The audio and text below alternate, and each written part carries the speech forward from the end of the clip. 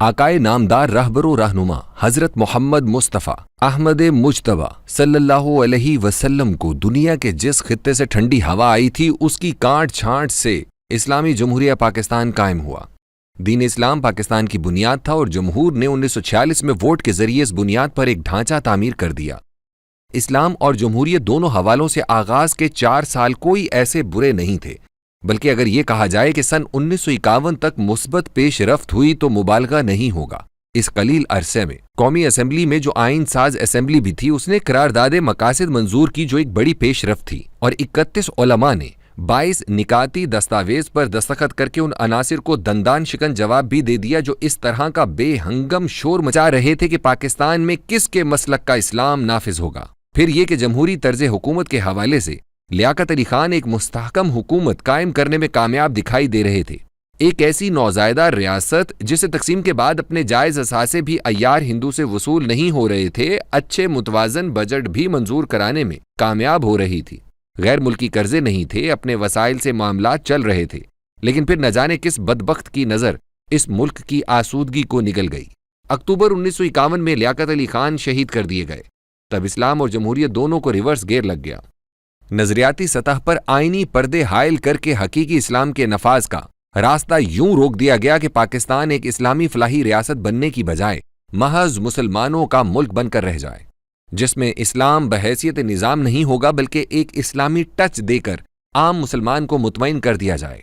गोया सेकुलरिज्म पर इस्लाम के कुछ छींटे डाल दिए गए, यानी दूसरे आम ममालिक की तरह ममलिकत खुदादाद पाकिस्तान में भी मजहब का रियासती मामलात में दखल बंद कर दिया गया। इनफरादी सतह पर नमाज पढ़ो, रोजे रखो, ज़कात भी चाहो तो दे दो, लेकिन इज्तिमाई सतह पर लॉ ऑफ द लैंड के हवाले से जुबान बंद रखना होगी। सन 1951 से सन 1958 तक जमहूरी तर्ज हुकूमत को घसीटते रहे और धकेल धकेल कर चलाते रहे, लेकिन सन 1958 में उसकी कमर पर ऐसी कारी ज़र्ब लगाई कि बेचारी आज तक कुबड़ी चल रही है। और अब ये सूरत हाल है कि इस्लाम जिसे हमारे नज़दीक पाकिस्तान की रूह का दर्जा हासिल है और जमहूरियत जो पाकिस्तान का जसद है, दोनों इंतहाई कमज़ोर, लागर और ज़ईफ़ हो चुके हैं। फ़ज़ा में गिद्ध बेताबी से मंडला रहे हैं और नोचने के लिए मुनासिब वक्त के इंतज़ार में हैं। आइए मरीज़ की नब्ज़ चेक करते हैं ताकि मालूम हो सके कि मर्ज़ कितना सुहाने रूह बन चुका है और जसद में किस दर्जा सरायत कर चुका है। इस्लाम को हमने किताबों में बंद कर रखा है। आइन में बड़े खूबसूरत अंदाज में इसका जिक्र है। इस इस्लाम को चूमा और चाटा तो जा सकता है, लेकिन इसका नफाज नहीं हो सकता। अब तो कोई इस्लामी जमात भी अपने मंशूर में धड़ल्ले से ये कहने को तैयार नहीं कि इस्लाम को इज्तिमाई सतह पर बिला शिरकते गैर नाफिज किया जाएगा। इंतखाबात में इस्लाम अब मौजूए बहस ही नहीं। रही बात जमहूरियत की, तो उससे हमारा ताल्लुक सिर्फ इतना है कि हम इसे इक्तदार के लिए बतौर सीढ़ी इस्तेमाल करते हैं। जमहूरी तर्ज हुकूमत में रियासत के 3 सुतून होते हैं। पहला, असेंबली बतौर कानून साज इदारा जिसके अरकान अवाम मुंतखब करते हैं।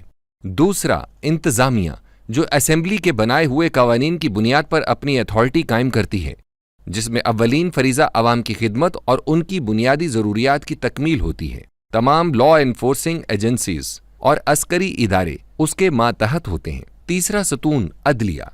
अदलिया भी रियासत का एक सुतून है जो आइन और कानून की तशरीह करता है। इलावाजी अगर कानून साज असेंबली आइन से मावरा या उसकी मंशा के खिलाफ किसी ज़ाती मफाद में कोई कानून बनाती है तो अदलिया को इख्तियार हासिल है कि वो उस कानून को ख़त्म कर दे और उसके नफाज की इजाज़त ना दे। या इंतज़ामिया किसी शहरी या इदारे के खिलाफ ऐसी कार्रवाई करती है जिसकी आइन और कानून इजाज़त ना देता हो तो अदलिया उस शहरी या इदारे की मदद को पहुँचती है और इंतज़ामिया को ऐसा करने से रोकने का इख्तियार रखती है। जमहूरी दुनिया इस बात पर मुत्तफिक है कि जमहूरियत के इन 3 सुतूनों को अपने अपने दायरे में रहकर काम करना होगा। कोई इदारा सुप्रीम नहीं है बल्कि आइन सुप्रीम है और आखिरी फैसला अदालत आलिया करेगी कि किसकी डोमेन क्या है और ये फैसला हतमी होगा। इसके खिलाफ नजरसानी की अपील तो की जा सकती है, लेकिन इसका इनकार नहीं किया जा सकता। हकीकत यह है कि इस वक्त तमाम इदारे और सियासी जमातें बाहम सर फुटव्वल में मसरूफ हैं। सब इक्तिदार और कुव्वत के हुसूल के लिए अंधे हो चुके हैं। कोई अपनी ज़ात से ऊपर उठकर कुछ देखने, सुनने और करने के लिए तैयार नहीं। कोई सियासतदान फौज में मीर जाफर और मीर सादिक की मौजूदगी बता रहा है, कोई जर्नैल किसी इंतहाई मकबूल अवामी सियासतदान पर कांटा लगा रहा है। उसे किसी सूरत इक़्तिदार में आने नहीं दिया जाएगा। چاہے عوام کی بھاری اکثریت اس کے ساتھ ہی کیوں نہ ہو۔ کوئی سیاستدان اپنے خلاف فیصلے پر عوامی جلسوں میں اعلیٰ عدالت کے ججوں پر کھلم کھلا کیچڑ اچھال رہا ہے۔ کوئی جج از خود نوٹس لے کر آدھی رات کو وقت کے وزیر اعظم کو فارغ کر رہا ہے، اور کوئی جج اقامہ کا بہانہ بنا کر وزیر اعظم کو نااہل قرار دے رہا ہے۔ کوئی سیاستدان GHQ کے گیٹ نمبر 4 پر تکیہ لگائے بیٹھا ہے۔ اسمبلی میں اعلیٰ ترین عدالت کے ججوں سے حد درجہ بدتمیزی ہو رہی ہے۔ اسٹیبلشمنٹ شہریوں کو غیر قانونی طور پر اٹھا لینا اور مہینوں عدالت میں پیش نہ کرنا اپنا حق سمجھتی ہے۔ وہ غداری کے سرٹیفکیٹ بھی فراخ دلی سے ٹانک دیتے ہیں۔ اور یہ بات تو شاید دنیا میں صرف اور صرف پاکستان میں ہو رہی ہے کہ حکومت صاف اعلان کر رہی ہے کہ وہ سپریم کورٹ کے حکم کو تسلیم نہیں کرے گی۔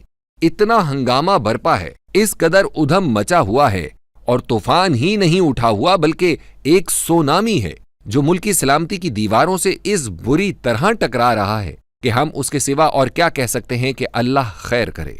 حقیقت یہ ہے کہ ہماری حالت اس شعر کے مصداق ہے، برباد گلستان کرنے کو بس ایک ہی الو کافی تھا، ہر شاخ پہ الو بیٹھا ہے، انجام گلستان کیا ہوگا۔ اس سیاسی بھونچال نے اتنی معاشی بدحالی کر دی ہے کہ غریب ہی نہیں متوسط طبقہ بھی بری طرح پس گیا ہے اور مایوسی کی طرف جا رہا ہے۔ تعلیم اور صحت کی اب ثانوی حیثیت ہو گئی ہے، اس لیے کہ 2 وقت کی روٹی نہیں مل رہی، بھوک اور افلاس نے ڈیرے ڈال لیے ہیں۔ اس محدود وقت میں ہم مکمل معاشی صورتحال کا نقشہ تو نہیں پیش کر سکتے، لیکن صرف ٹیکسٹائل کے ایک شعبے کی زبوں حالی کا ذکر کیے دیتے ہیں۔ گزشتہ ماہ سالانہ بنیادوں پر ٹیکسٹائل برآمدات میں 29% اور ماہانہ بنیادوں پر 1.6% کمی ریکارڈ کی گئی، اور ٹیکسٹائل برآمدات میں کوششیں تاحال کارگر ثابت نہیں ہو سکیں۔